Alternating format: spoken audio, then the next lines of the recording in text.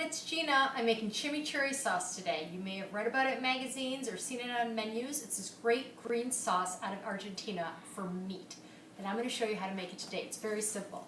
You start with parsley, Italian flat parsley, and you're just going to coarsely chop it up.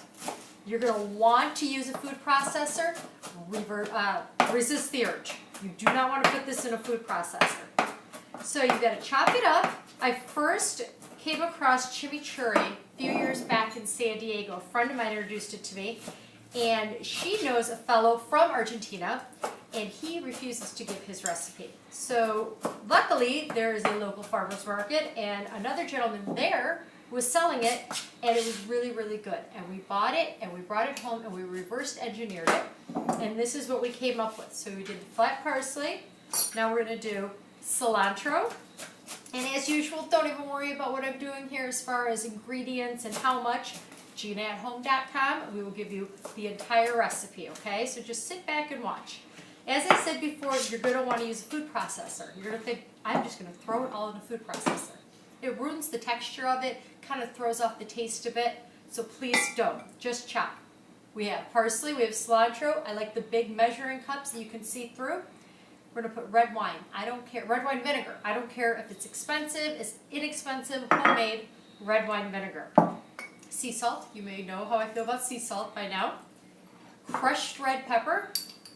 Put some of that in. Garlic. I don't care if you use a lot, if you use a little, that's up to you. I usually use one big piece. I'm going to take off the skin here. Use a garlic crusher. I love these. This happens to be my favorite. I got it as a wedding present. And I've bought others since, and they just don't cut it. I would love to tell you who makes it. I don't remember. The name's not on there. Okay, now we're going to do a little just regular salt. We see? Just going to throw it all in here. So easy thus far. Let's get some fresh lemon. If you want to use some from the squeezy bottle, I guess okay. I would prefer you use a fresh one. Fresh is always best. And then the last thing we're going to do is put olive oil in it. Pure olive oil, not a canola or anything. Olive oil. You can use an extra virgin. That's really tasty. It's a good place to use extra virgin. Okay, we just stir it all up. Looks pretty good. Now, the other thing is that I don't want you to taste this right after you make it. The flavors are going to get stronger and change. So taste it about 20 minutes after you make it, and if you need to add a little more salt, if you want a little spicier, a little more red wine flavor, then you'll know because the flavors will have incorporated by then.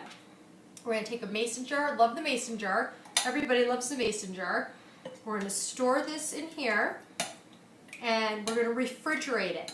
And this is going to last you a couple days, no problem. Here we go. Doesn't that look good? Now, I know I said it's for meat, and it is for meat. It's take a flank steak, a less expensive cut of meat, and use it with that because really the meat's a vehicle for the chimichurri. It's that good. I wouldn't use a really good piece of meat on that because you really want to taste the meat on a good piece of meat. The other thing is, I actually use this on pizza.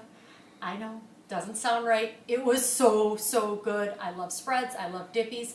Took some chimichurri, put a little on top of the pizza and ate it. It was outstanding. So this is all you have to do.